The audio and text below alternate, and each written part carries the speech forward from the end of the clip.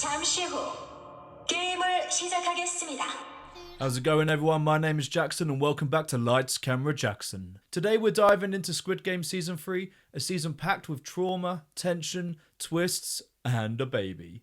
Yep, we're going there, guys. Now, before we begin, major spoiler warning ahead, and if you haven't finished binge watching all 6 episodes yet, pause this video, knock those out, and then come straight back here.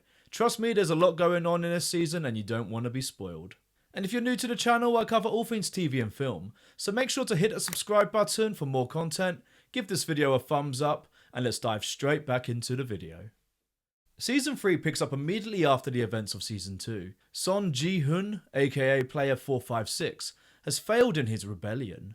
The system's still standing, the frontman still has power, and the remaining players are left to face the consequences of their actions, and to decide whether the game is still worth continuing, for that ever-tempting sweet cash money. From the start it's clear, this is the darkest season yet.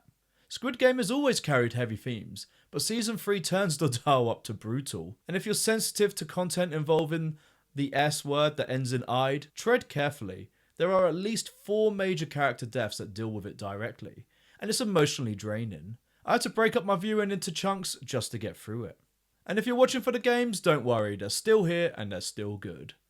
The focus this time shifts from pure physical challenge to psychological warfare and social manipulation. More than ever, trust, or the illusion of it, becomes the deadliest factor.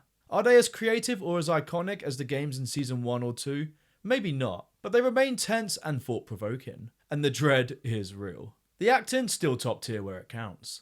Lee Jun-jae continues to deliver as Player 456, showing a more jaded, morally complex version of the character. But for me, Kane A. Sim, aka the old woman, Player 149, absolutely steals the spotlight. She's heartbreaking, fierce, and delivers some of the show's most human moments. Sadly, the same can't be said for the VIPs. Whether you're watching in English dub or Korean with subs, their performances are still awkward, cartoonish, and totally out of sync with the show's tone. Every time they pop up, the quality nosedives. It's a recurring problem, and I honestly wish that they've just been written out entirely, as they're definitely the worst thing about this show. This is a bigger twist than the resurrection of Jesus. Awesome! 222 is invincible! Woo! The subplot with the detective tracking the island and the rogue officer operating from within finally clicks this season. It's tighter, more focused, and leads to a satisfying conclusion. That said, Squid Game's true strength still lies in the main arena. Watching regular people do terrible things for money. And here it is, the biggest win of the season, Player 222's baby. We all saw it coming after Season 2 hinted at it, but the baby winning the Squid Game? Come on now. Was it shocking? Sure. Did it work? Maybe. But from the moment the baby is introduced, the show demands a massive suspension of disbelief. Birth is weirdly fast and clean, the baby only gets fed a few times, never needs changing, barely cries, and yet is supposedly less than a week old by the finale. As a father myself to a 1-year-old, I just had to laugh. It was pure plot device, and while it definitely amped up the stakes, it also undercut the realism Squid Games usually leans into. And don't even get me started on the CGI. The baby, the dog, the digital environments.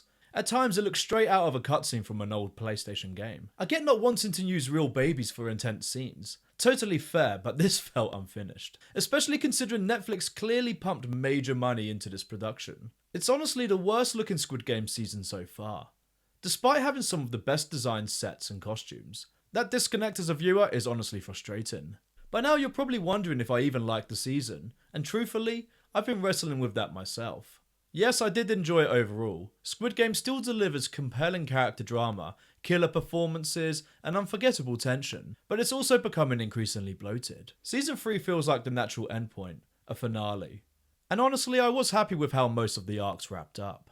But then, of course, Netflix can't resist. Cue the Season 4 tease, set in the United States, where else? Look, I love this franchise, but the last thing I want is an Americanized Squid Game. No offense, Americans. Still, shout out to Cate Blanchett for that absolutely wild cameo. Didn't see that one coming, guys.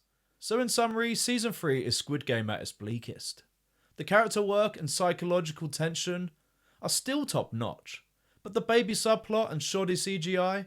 Yikes. This will absolutely be the most divisive season of the series so far. Now I want to hear from you. Did you enjoy Squid Game Season 3? How do you feel about the ending? And are you actually excited for Season 4, or should they have ended it here?